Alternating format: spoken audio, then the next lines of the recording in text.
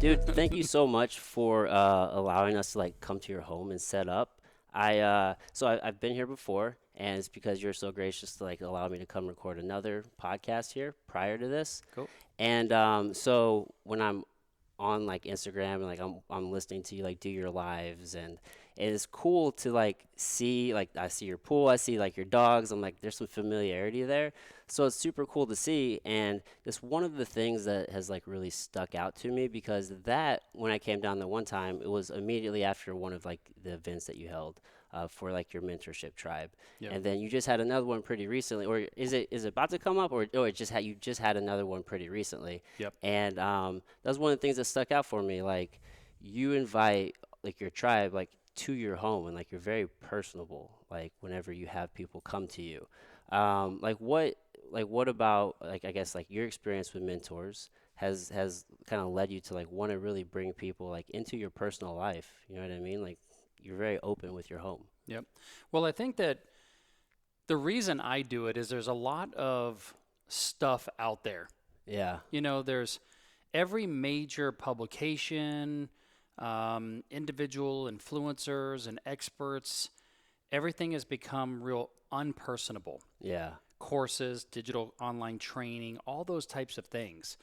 And what's unique about our organization, Accelerators organization, is it's all personable. Yeah. We've got some online training. We do a lot of stuff in Facebook groups like everybody else does. But the differentiator is everything is like on-demand access to real people. Yeah.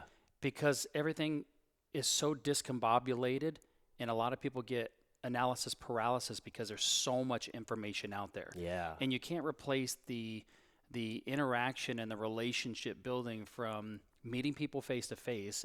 That's the highest level, is the face to face interactions like we're having right now. Yeah. But followed closely behind that would be like a video Zoom call, a phone call, Yeah. to an email exchange, to the bare bone minimum of text messaging.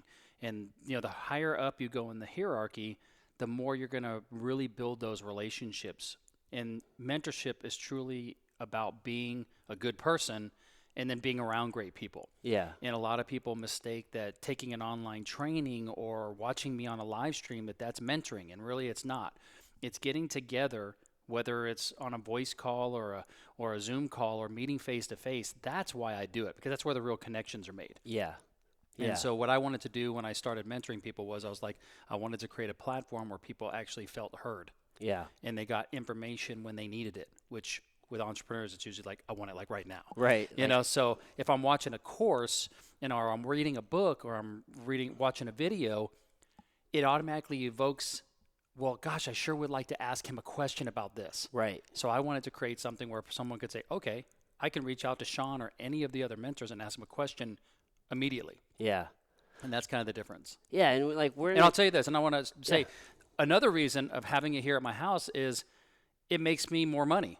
I mean, let's face it. I got into this mentorship business to create a business where I would love what I was doing and impacting great people. I bought this 6-acre property here in Franklin, Tennessee, so that I could utilize it for dual purpose. Yeah. I don't have to rent a hotel. Exactly. I can enjoy the comforts of my dream home. People can be involved in it, and I don't have to rent a hotel. Right. So it's a better experience for them. It saves me money, allows me to make a higher margin on ticket sales.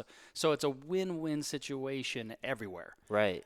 So that's, those are the reasons I do it. Yeah. And people love the intimacy of coming into the house and feeling like they're part of the family. But I actually enjoy that as well. Right. So it's a win-win situation all the way around. Yeah, and then like you said, like that really creates that connection. That's one of the reasons why I only do this podcast in person, because like I could do this over Skype or I could do this remote, but like sitting here with somebody and like sharing energy, like you can really create a connection, and then that's where the value is built. Sure, right? absolutely. So, Yep. I think it's like we live in a time where like YouTube is so readily available and there's just so much information. You touched on it. Like, how do you like you need to really sift your way like through the bullshit, because there's a lot of like fake successful people out there who are like toting themselves as like experts, and it's tough sometimes to like figure out like who do I listen to, you know what I mean?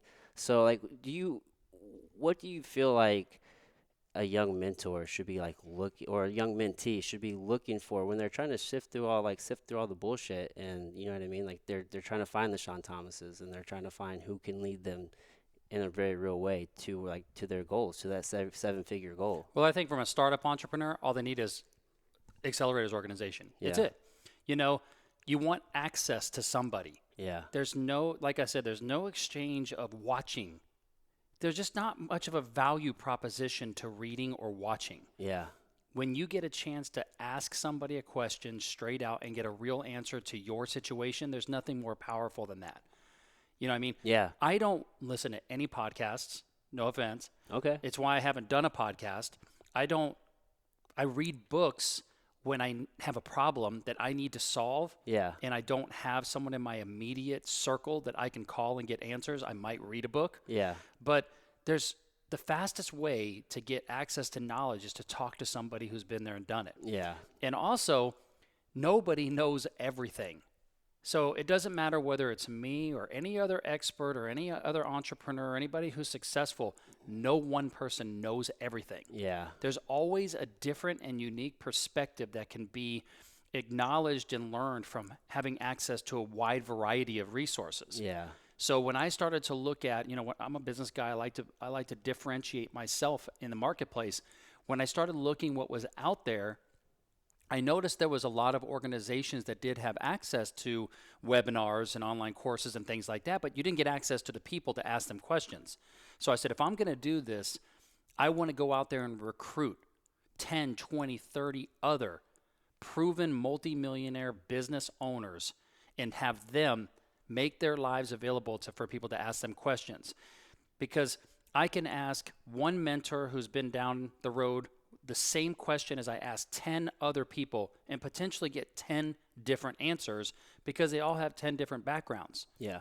My job as a mentee is to gain access to that knowledge and perspective, take that data, and then make the decision that's best for me. Yeah. I've got my style, you've got your style, XYZ person might have theirs, and down the road, I want to gather that knowledge and make the best decision for me. And I think that that's the difference of what's out there. So what I say to people is, listen, you can get mentorship and expertise from pretty much anybody. But I like to look at, is somebody where I want to be?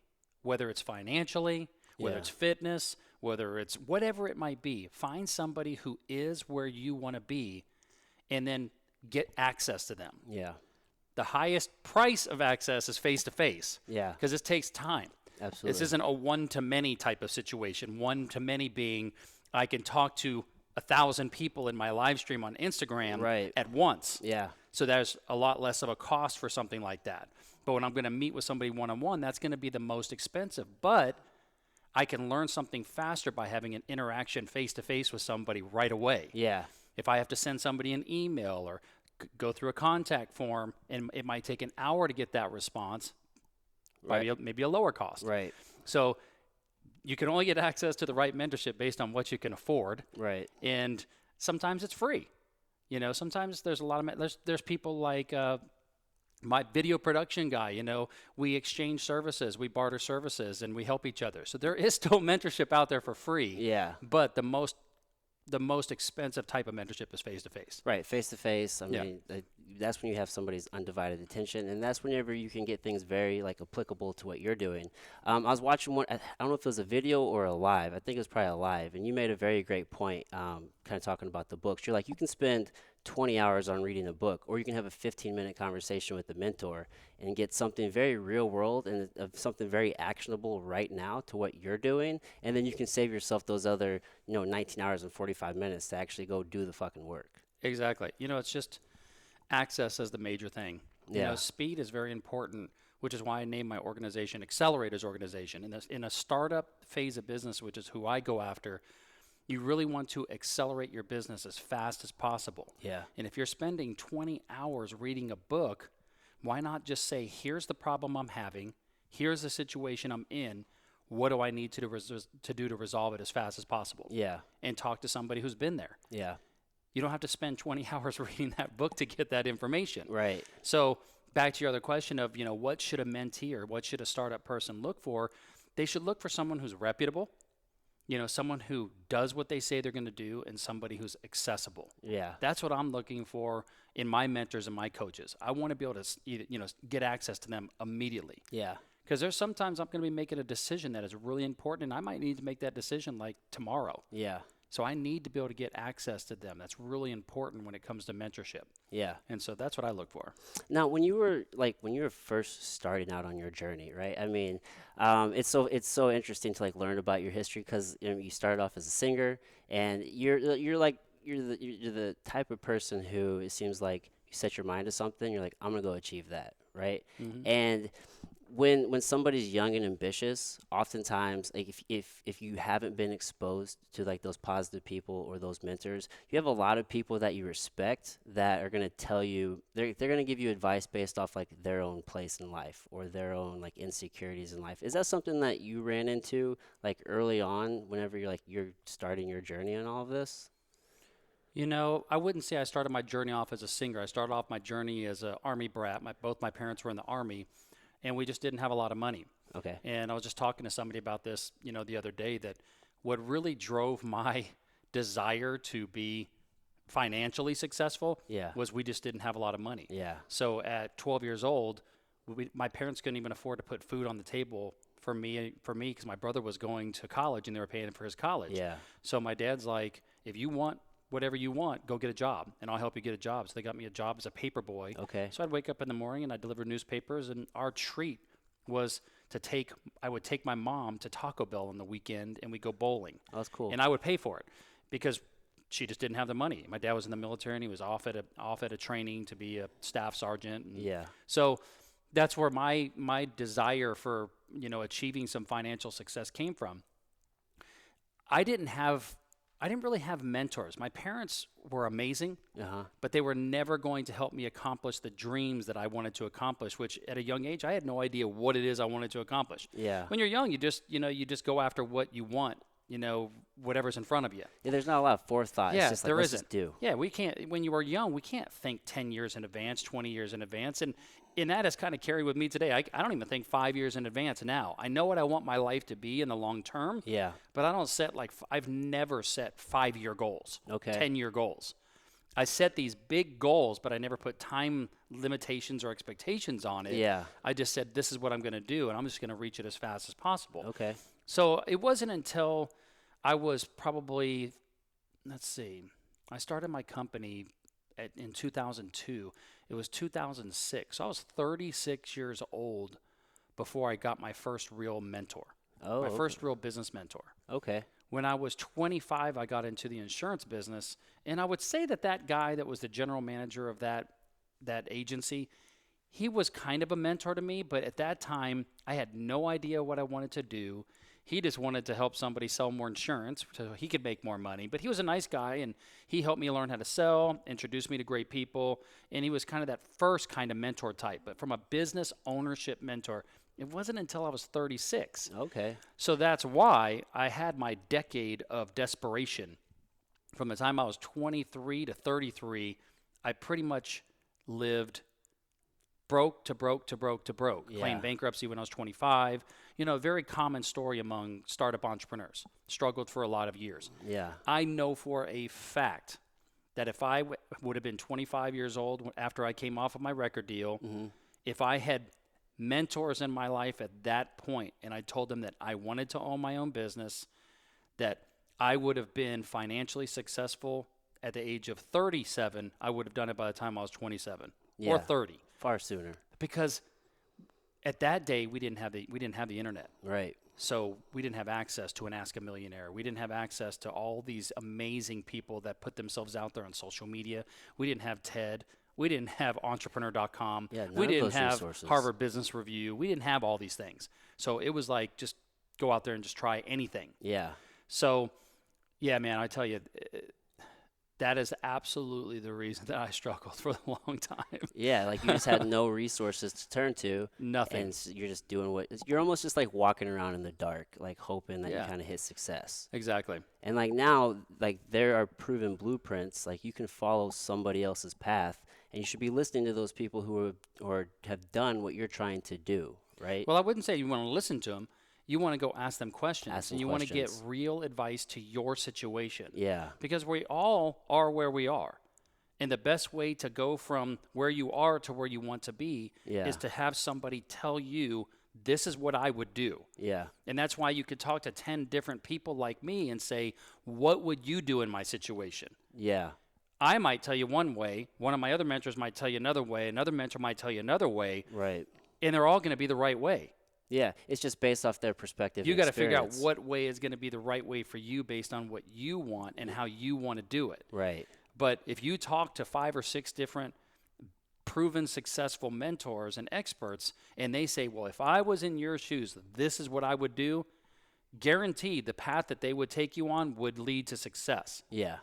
You just have to figure out which path you want to take. Right. But I'd rather have somebody tell me who's been there and been on that journey, tell me how to do it, than one of my friends who it's all rhetoric. Right. They're working this theory. Based on assumptions and speculation. Yeah. You know, the higher the speculation you take, the more risk you're going to have in your life. Right. You know, if I talk to a millionaire on how to be a millionaire, they're going to give me a better perspective than somebody who's only made $100,000 but's read about millionaires. Exactly. Exactly. One of the things that's really stuck out to me, I've noticed, like, as people are asking you questions or like they're searching for advice, you're always coming from your perspective. You're like, well, based off my experience, or, you know, like based off what I've gone through, like this is what I would recommend doing, or like this is what I would do. Was that something like you just kind of like learned from like the hard way of like just like giving people like advice, saying like this is how you should do it? Like, how did you gain that perspective? You know what I mean? Does that Yeah, make I'm in an sense? organization called Entrepreneurs Organization, and they teach this theory of speaking from experience. Okay. And it's much more powerful to speak from a place of experience as Yeah. opposed to telling somebody what to do. Yeah. Not many people really like to be told what to do. I really hate being told what to do. But if somebody says, well, I've had experience with that. So somebody says, hey, you know, I'm having a problem with an employee, and you know, they don't have the right attitude. If I say to you, well, dude, you need to fire that person, it's not going to carry as much power, Yeah. you know, as if I said, you know, I went through that. I remember I had this employee that we just could not figure out a way to get them motivated. And so what I did is I sat them down and I just had a good conversation with them.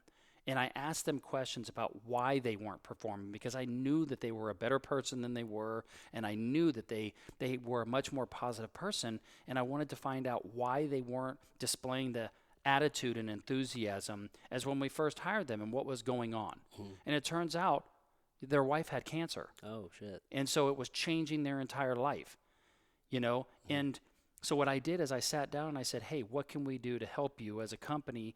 Do you need to take some time off? And just by having that conversation, their entire enthusiasm and attitude came back, because they recognized that while they're at work, we really need them to perform the role that we need them to perform. That type of communication is going to be much more powerful. Now, that was just a story, but that's just to intimate the power of experience sharing is much more powerful than just telling somebody what to do. Yeah. It's like those, like I say this all the time, it's like those people that have horrible track records of failure in relationships, but want to give you relationship advice, right? Yeah. The brokest guy on the planet wants to tell you how you should save your money and invest your money. Yeah. And so we all have been inundated with that so much that you can alleviate that by using that form of communication by Yeah. this is what I did, and it carries more weight as opposed to just telling somebody what to do. Right. Yeah, that's a powerful form of communication. It's really hard. Try it out. Go to somebody with a problem that you have. Go to 5 or 6 different friends and tell them a situation you're going through. And 99% of the time, the first thing they're going to say is, dude, you need to do this. Yeah. Just try to fix That's it. exactly what they're going to do. They're going to try to fix it. It's a very guy thing to do as well, but we Yeah, just it want to is. fix the problem, Right. you know? So, but it's less powerful. It's less impactful. And 99% of the time, the person doesn't go do it because A, they get defensive or they don't want to be told what to do. Yeah. You know, so it's just not as powerful. Yeah. But try it. It's a really interesting exercise. Here's another thing on the personal development side, on a different tangent. The more we go through in personal development, the higher our level of standards gets when it comes to communication. And it Yes. makes it that much harder when when we have relationships with people that haven't gone through personal development. Right. It makes it very difficult. Yeah. That's why, a lot of higher level communication experts, and especially like if you get into like, Bob Proctor talks about operating on a frequency. We all have this energy. Even monks do this. We all have this physiological energy, this frequency that we operate at. Yes. And we operate at this frequency, and that attracts other people to that frequency or people that want that. Right. And so when you start operating at a really high frequency of positivity and enthusiasm and optimism and things like that, you're going to attract more people like that, but you're also going to attract a lot of vampires too. So it's really interesting how your address book can change as you start to elevate your life. 100%. It's wild. Yeah, man. That's one of the things. Like, I'm so adamant on like constantly taking audit of the energy that I allow around me, because I mean, if you allow the negativity in, like it will bring you down. And I'm just a big proponent of not only like the law of attraction, but like the law of like radiation. Like what, like to your point, what frequency am I operating at? Because like that is where I'm going to live, and then I'm also sending that energy out, which again, to your point, is going to bring people to you. Exactly. And there are a lot of vampires out there. Misery loves company. So you want me to give you a piece of advice that I learned from Don Dapani, who is a guy who's a Hindu priest now, and he was a monk for 10 years. I'll share with you something he shared with us. He said one of the things that he likes to do, as opposed to just telling somebody who's a vampire when they come to you to ear fuck you with all their shit going on in their life. Yeah. Instead of just being rude and saying, hey man, I don't have time for you, I don't want to deal with you, which can be rude or whatever. Yeah. Is when that person comes to you for help, say, hey, listen, if you would like me to help you because you know this is what I do for a living or whatever, here's what I'd like you to do. I'm going to give you an exercise. And when you finish this exercise, come back to me and I'll help you with it. Here are the top 3 books on this that I have read, and I implemented the things in these books. Why don't you write this down? Here are the 3 books. I want you to read all 3 of these books, and then I want you to put together a 1-page report on each of these books of what your takeaway was on each of those books. Yeah. And when you've done that, and you can share that with me, shoot me an email, and we'll set up a time to get together and talk about it. You'll never hear from that person again. That's so true, because now you're making them do work. But now what you're doing is you're setting boundaries of to what you will and will not do, but you're still expressing that you're willing to help. Yeah. And if someone is willing to do all that work and come back, man, I'll work with that type of person all day long, because they're showing that they're interested in making a change. Yes. The majority of people aren't. That's true. But you can save face and be a good person and want to support them in a good way but also releasing that vampire effect, because the vampire will never come back because they realize you're not going to allow them to suck the blood out of you. Right. But the right person will do the work and come, and those are the type of people you want in your life anyway, and you can help them. Yeah, that's a really cool exercise. That's perfect. Yeah, because like you said, the vampire, they'll weed themselves out. Yes. Right. So if you continually be nice to them and hear them, and you think you're doing them a favor, and you're giving them all this great advice and blah, blah, blah, blah, blah, they're never going to take it. Yeah. They just keep coming back to you because you'll listen. Yeah. I had this friend that he would go to me, and he had this, I knew he had it on his phone because we would all have this group of friends. He would come to me with the problem, and I'd talk to him, giving him great advice, thinking I'm helping him, and then he would just go to the next person and go to the next person. And then me and my friends, we would talk, and they're like, hey, did this guy call you about all this stuff? I'm like, yeah. And I'm like, dude, I talked to him for like 2 hours. Yeah, me too. Oh, shit. Yeah, me too. He's yeah, me stealing too. everybody's time. He was stealing everybody's time because he wasn't really looking for help. He just wanted to maybe just want be a the vampire. attention. He just wanted the attention. I call those people assholes, right? Absolutely. Like they're just going to ask you a question. They're not going to take the advice at all. Exactly. Yeah. I So love that meme on Instagram. so with the Accelerators organization is a fairly recent like launch, correct? Yep. How do you get a lot of vampires coming through on that? Like, what's the process to weed those? We get a few. I don't have an application process because, when you start charging somebody, you weed out the majority of people. Yeah, I mean that's kind of already the barrier to entry. Yeah, the barrier to entry is if you set the bar high enough, you're not even going to get the wrong people in there. But yeah, we get people from time to time that just come in there and it's obvious that they're in there for the wrong reasons. Yeah, and they weed themselves out. Yeah. But by and large, the people that we attract are the people that really want to work hard. Yeah. Our MO is, hey, you got to be willing to do the work, you got to be willing to engage, and you got to be willing to help others. Yeah. And so those are usually the type of people that we attract. And the beauty of a tribe and culture, I mean, like the tribe will self-regulate itself. Like if you get into the tribe and you don't fit, like everybody else, you probably don't even have to do it. Like everybody else will let them know. They will. It's like, hey man, Absolutely. it's not going to work. Yeah. Now you're doing something very interesting right now online. You're basically like you're simplifying it, right? Like you just switched like your major account, formerly Ask a Millionaire, to the original Mentor, and like you're taking it back to the old school days of Periscope. Like you're just doing predominantly all lives, Yep. getting in contact with the people, answering questions, providing value that way. Like what made you want to like you know more is less type approach? Like what made you want to go back to that? I gotta tell you, man, I did a lot. I did actually Instagram TV on it today. I Yeah. just realized that Ask a Millionaire, even though it was popular, I wasn't getting much out of it. Yeah. Even though it helped provoke the desire to start Accelerators organization, it just the word millionaire attracted an element of people that I've just never dealt with in my entire life. Yeah. The people that just wanted handouts, that weren't willing to do the work, that asked me for money like every day. And I'm a very empathetic person. I'm a very giving person. And I just hated saying no to complete strangers 100 times a day. Yeah, get everybody's sob Dude, story. it really wore on me. It really wore on me that all these people with their stories and need, Yeah. like if Bill Gates and all the money that he donates to the world, if he can't solve the problem financially, Yeah. I sure as can't, because I'm not anywhere remotely near that kind of wealth. Yeah. But everybody has a story and a need, and the Ask a Millionaire name just attracted that, Yeah. and it really just wore on me. I mean, it just really sucked the energy out of me, and Yeah. so I took it back and I said, 99% of people would love to have an Instagram account with 1 million followers on it, but that doesn't the number didn't do anything for me, because really there's maybe only 1,000 people that I'll end up ultimately developing relationships with and getting to know that fit, my frequency of life. Right. So what good does it do to have 1 million followers if it's not benefiting me, my happiness? Right. And so, yeah, I said, the part that I didn't like was having to create content in the form of memes and all that stuff out there. Yeah. And what the part that I really enjoy and the part that really helped people was when I got onto a live stream, and for no other reason than to help somebody else out with my knowledge, take questions and get to know them. And that's the part I love. That's the part that helps somebody the most.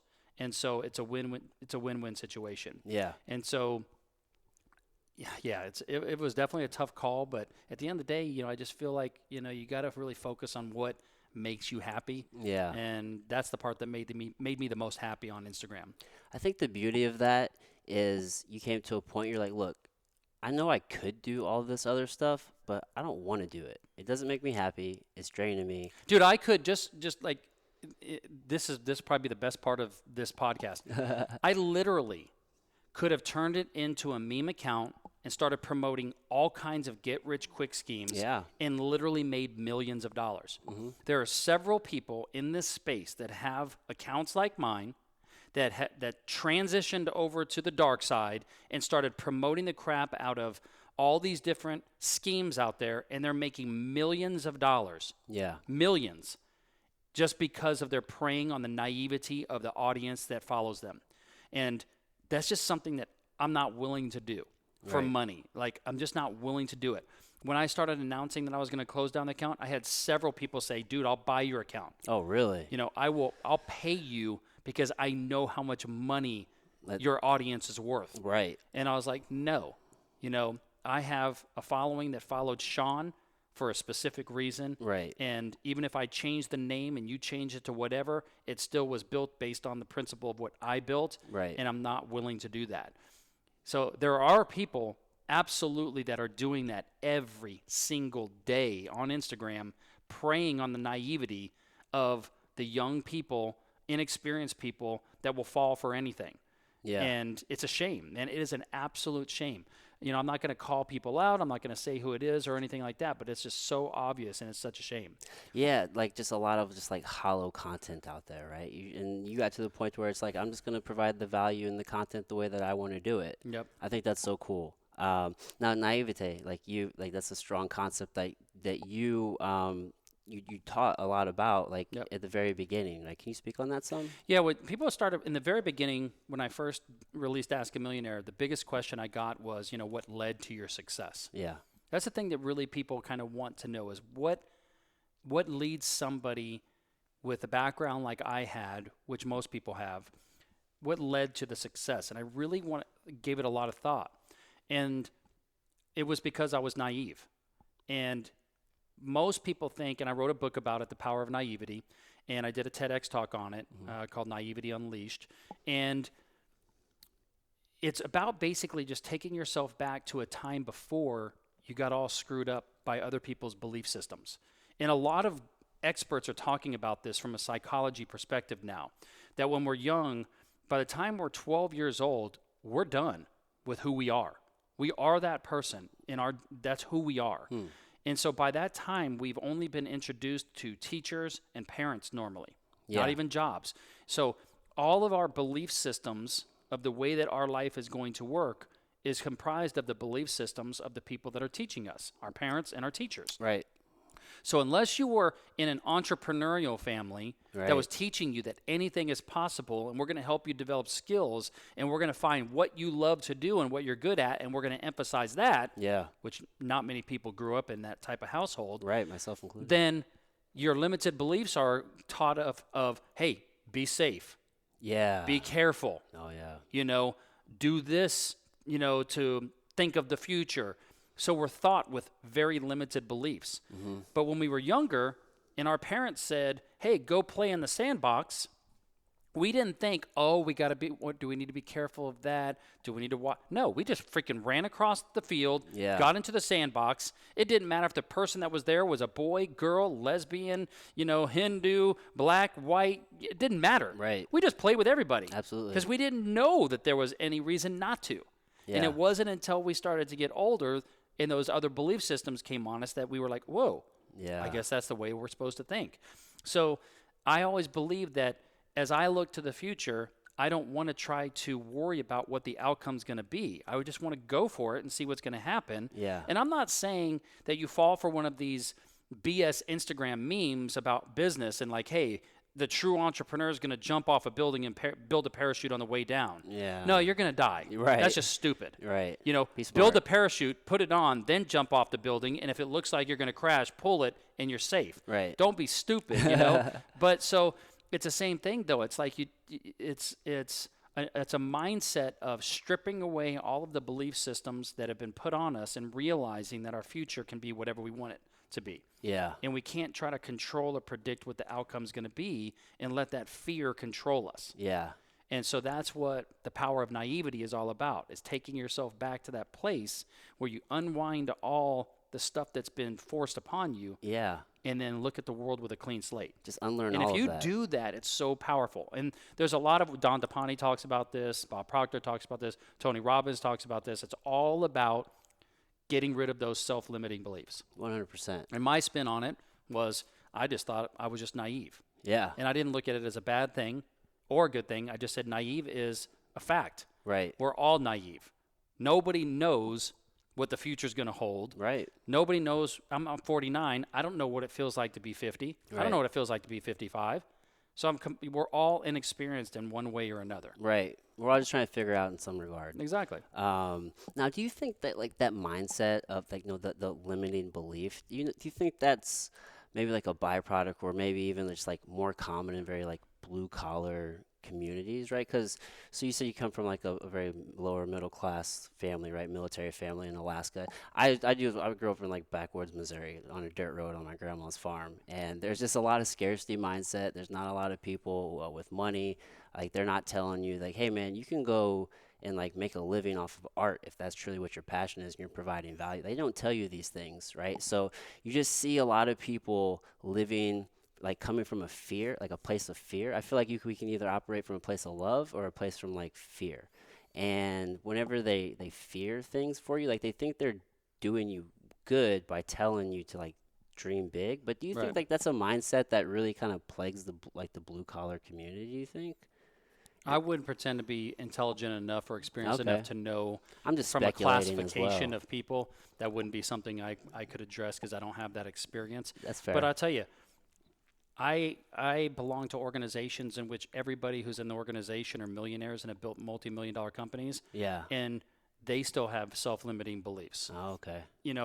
I think it's just a thing of we all have a personal development that at some point, at some time in our life, some of us just say, I want to see what's on the other side. Some Yeah. of us have that curious mindset. I don't know why at the age of 14, 15 years old, I was like, I know I'm not going to stay here in this small town where I'm growing up. Yeah. I'm going to California. Like, I don't know why when I looked at the TV and I saw MTV and I saw these things, I was like, I'm going there. You're doing that. My brother wasn't like that. And he grew up in the same household. I have Yeah. no idea why that was the way, the path that I knew I needed to choose. Yeah. And so I don't know from a class of people perspective, but I think that I haven't met a lot of people in my life that haven't gone through a serious level of personal development Yeah. that don't have self-limiting beliefs. Okay. The people that go through this personal development to figure out who they are, what their strengths are, what their weaknesses are, and then start exploring that, those are the people that seem to be the most happy because they're the ones that realize, wow, it's awesome to kind of learn about myself. Yeah. And to like let go of those beliefs that are holding you back. Exactly. Yeah. Yeah. Now, Now, why do you think every single successful person or coach or mentor or psychologist or anything is all about personal development and it's all about mindset? it all starts with the mind. Everything is up here, but not many people, get to we all get to a point in life at different stages when we go, okay, I'm going to start working on this. Yeah. We might work on our body and try to feel good fitness wise, but it all really is like up here. It really is. And it's so interesting to see when you get into this space, the difference of somebody that has the right mindset of growth and the one that has the limiting beliefs. Right. And it's so easy to see Yeah. by the decisions that they make. And you can feel it. Like I feel like when you get around those people, like you can instantly feel back to the energy, right? Like Yep. if somebody's on that same vibration, you're like, oh, okay, cool. Like we are the same. We can figure something out here. Exactly. Yeah. Now I wanted to kind of segue a little bit to your like your early entrepreneurial career and that of like your first business, which you sold. Um, you've done some things that maybe would be like for example, like whenever you gave up 51% of your company, right? Like that's like one of those things that people have a hard time. Like that's my baby. I don't want to give up my baby, but like you had the perspective, I guess, if you will, for The lack of a better naivety. term. Yeah, to say like some of something is better than all of nothing. Right? Exactly. Like so, like what kind of? Yeah, I mean, if I would have had myself as a mentor at that time, I may have said, hey, don't sell 51% of the company. You can do this. Everything's going to be fine. And that might have been the right choice. Yeah. But, what I always tell people in a first venture, 100% of nothing is nothing. Right. 51% of something is still better than 100% of nothing. Right. So could I have given up a lot of money? Absolutely. Could I have probably negotiated the deal in a better way? Sure. But it all worked out just fine. Right. Here I am at 26 years old. 36. At 36 years old, negotiating. I'm about to sign a multi-million-dollar contract, and I have no idea what I'm doing. I'm $100,000 in debt.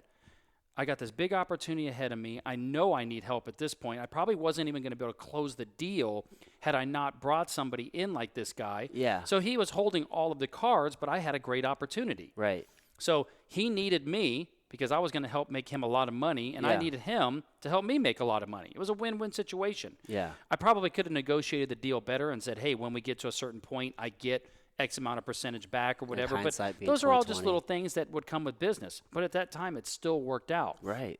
I just think that a lot of times people get scared. And Yeah. at that point, I was just opportunistic and looking at the future. Right. And I was just excited about the future. Well, it seems like also like That's where the naivety comes back. By not knowing enough, I was able to do something that ended up great. right. You know what I mean? But Who knows what would have happened if I would have done it a different way? People always say the same thing when I sold the company. It was like, hey, do you ever regret selling the company now that the company's probably doing 70, 80 million in revenue? And I said, you know what? It would have been fun to experience that as an entrepreneur, taking a company from 20 million, which we were, to now probably 70, 80, maybe even 100 million where they are now. Yeah. It would have been a really cool journey to go on that journey and see that. But I wouldn't have done all the things that I've done since 2013 as well, and traveled the world and met people and started this new company. Right. So I don't want to live my life with regrets. And 100%. so yeah, things could have turned out a different way or gone a different way, but I'm still pretty happy with how it ended up. Yeah. Well, I look at it as like you didn't like lead with your ego. You saw an opportunity, like you said, and then you saw a partnership which could help you get to like where you're wanting to be, and you got out of your own way. I mean, is that something that you find like so many people get in their own way of success? Yeah, that kind of goes along with self-limiting beliefs. Yeah. Yeah, absolutely. Yeah. Yeah. At that point, I don't think it was getting out. For me, that would be different than getting out of my own way. Okay. At that point, I was acting more in naivety and more desperation. Okay. You know, I think that, you know, if you think about the times when you're at your lowest and you're desperate, that's usually when people make the worst decisions. Yeah. Is when they're desperate. I know I did when I was broke. I used to waste money on stuff I never should have wasted money on. And so when you're desperate, that's actually when you should be making the best decisions, because you can't afford to be losing at that moment. Okay, yeah. You need to win. Yeah. When you're desperate You gotta and be on things your are game. against you, you need to win, not lose. And that's when we should be making the best decisions. Yeah. You know, when you have made a lot of money or you've got a lot of cushion, you can afford to make a bad decision. Yeah. It's not going to hurt you. Right. But when you only have $500, you can't afford to lose $500. When you have $1 million, you can afford to lose $500. Yeah, it's just like a drop in the bucket. Yeah. So that's why I'm so passionate about helping the startup entrepreneur, because they're at a juncture in their stage of business that they need to be making the best decisions possible. I can't tell you how many people have joined. I'll give you a perfect story. This lady joins the mentorship group, and she's like, yeah, I was just working with this coach, and it was a bad thing, and I know I just lost $10,000. I know it. They're not answering my calls. They're not delivering on the stuff that they said they were going to. And I'm like, man, I wish I would have met you before, because as I'm looking at their stuff and their contract, I would have 100% told you that this company isn't legitimate and you're going to lose your money. Oh, it's scamming. So then I'm like, did you put it on your credit card? She's like, yeah. And I'm like, cool. Call your credit card company. You'll get the money back. You'll be able to show that you didn't get it. She got all $10,000 back. Nice. She would have never even imagined. I could have just called my credit card, and that's what a credit card is there for, a protection. Yeah. And it's up to the vendor that you bought the products and services from to prove that they honored the contract and delivered the services. Oh, wow. It was a slam shut case. Boom, she got her $10,000 back. Yeah. There have been so many people like that have gotten into our group that we're just like, those are the times you've got to be making the best decisions. Come to us first before you make those decisions. Right. And it happens all the time. When you're making decisions, and I did this a lot when I was younger, when you're making decisions based on gut instinct, based on zero experience of it, your risk level of their decision goes so high. Yeah. So that's when you want to talk to people who have been there and done it. Right. To help guide you during that process. Right. You know, so that's what it goes back to that. When you're desperate, you make these bad decisions when really that's the time you got to make good decisions. Yeah, I mean, I imagine it's probably easier to make those decisions, or it's easier to make those bad decisions because you're operating from a place of emotion, right? You're not taking a step back and thinking with your rational mind. All of it's emotion, but it's based on lack of experience. Okay. That's a difference. Yeah. I'm emotion. Every decision I make is at the end of the day going to be made with emotion.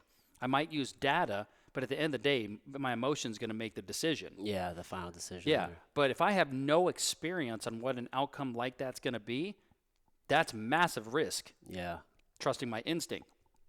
But now that I've been in business for a long time and mentored a lot of people, it's like, hey, if I'm going to make a decision, now it's off experience. I have a better idea of what the outcome's going to be. Right. Right? Yeah. But so yeah, I think that a lot of people who are just starting out, they're the ones that need the help the most, but they generally speaking won't, because they're thinking from self-limiting beliefs. Yeah. It's like we're probably getting off another tangent, but just like the early company where it's the one person doing all the work. Mm-hmm. They're doing the sales, they're fulfilling the product or service, they're making the product or service, they're collecting the money, they're doing, their own bookkeeping and all that type of stuff. And they don't realize that, hey, if you hire a salesperson, that person's going to go out there and make you money. Yeah. But they're like, but I can't afford to pay that person. So they're And looking at it there's wrong. the self-limiting belief. Yeah. It's like they're looking at it as Yeah. an expense instead of an asset or an investment. Exactly. Yeah. What they just don't know is that, hey, that's how you grow a business. You start producing more sales, and then the rest just takes care of itself. That's simplifying it, but that's the type of self-limiting belief that a lot of startup entrepreneurs have. Okay. Is getting out of their own way. That would be getting out of your own way, not having the mindset of understanding that this is what works, this is how businesses are built. And so a lot of my mentoring isn't about teaching them how to sell or teaching them how to market or teaching them how to hire people. It's really about, we got to get your mindset into a law of abundance, Right. as opposed to a self-limiting belief system, Right. law of scarcity, like you said. Right. That's the biggest part.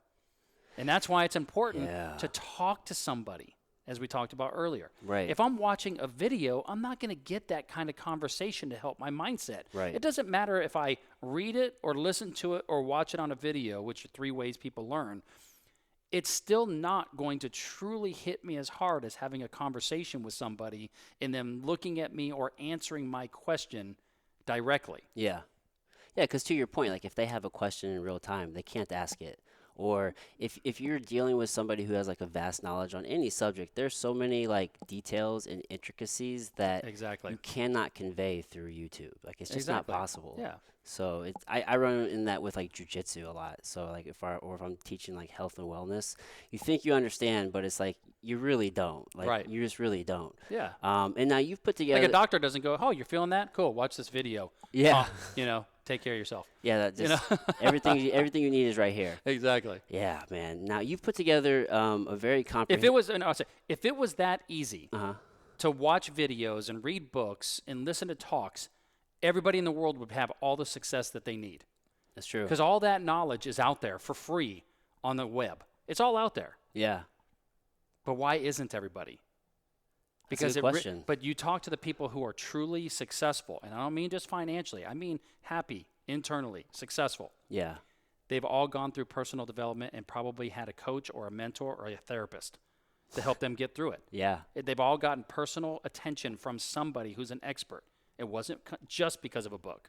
They may have read some books and watched some videos, but the ones that truly experience breakthrough will always say, you need to call this guy or call this girl because they helped me through this. Yeah.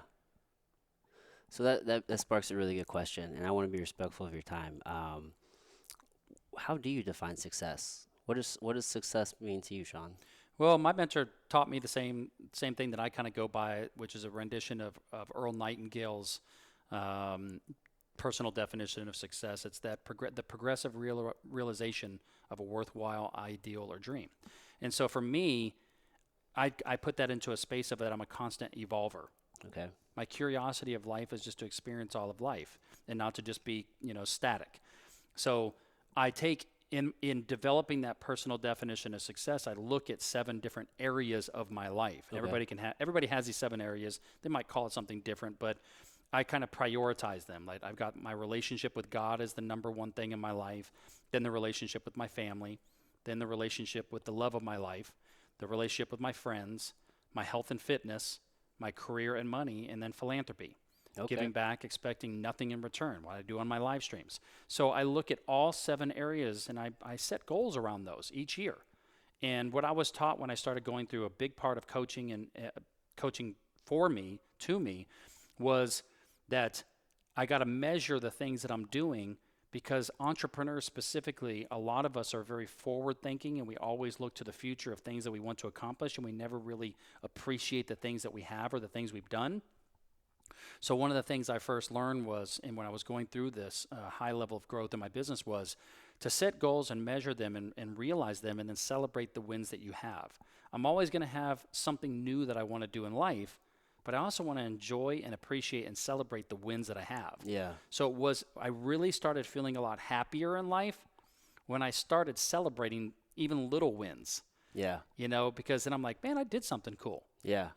I know I still got stuff I want to do, but I'm happy with what I did Right. and what I'm doing. And so that's my balance, is always having the goals, but recognizing the things that I've done Along the way. along the way. Yeah. Right. And that leads to my happiness. Yeah, that's a good perspective to have. That's one of the things that I really struggle with, because I feel like if you do X, Y, and Z, then like the result is automatic. So like if I get a win, I'm like I'm supposed to get the win. Like that's what's supposed to happen. Like when you do this, that's what's supposed to happen. So I had to start implementing like a 24-hour rule of like just so I'll even celebrate a win, because otherwise it's just like on to the next thing, Exactly. on to the next thing. Absolutely. Right on. So, dude, I really appreciate you taking this time. This has been fantastic. I mean, how many times you get like an hour with the man himself, face to face Well, on hopefully you're in going a to get to do it a podcast, lot dude. with a lot of So, people. dude, thanks again, Shawn. Yeah, man, that's all I had for you, dude. Is there anything that you would like to leave listeners with, or any place you'd like to send them so they can check out Accelerators Organization? Um, I would say more so that, for anybody that you've got that's struggling with their self-limiting beliefs, I give everybody my ebook for free okay. and a link to my TED Talk. So I'll get that to you wherever you post Yeah, it. we'll put those in the show notes. It's not a email collection list or anything. It's just a straight to a Google Drive that has the PDF of my book and a link to my TEDx talk. And I think that if everybody watched those, they can start to get ideas of how to live that naive mindset to become happier and live a law of abundance as opposed to scarcity. Right on. Hey, Shawn, thank you again so Absolutely, much. brother. Man. All right, everybody. Until next time.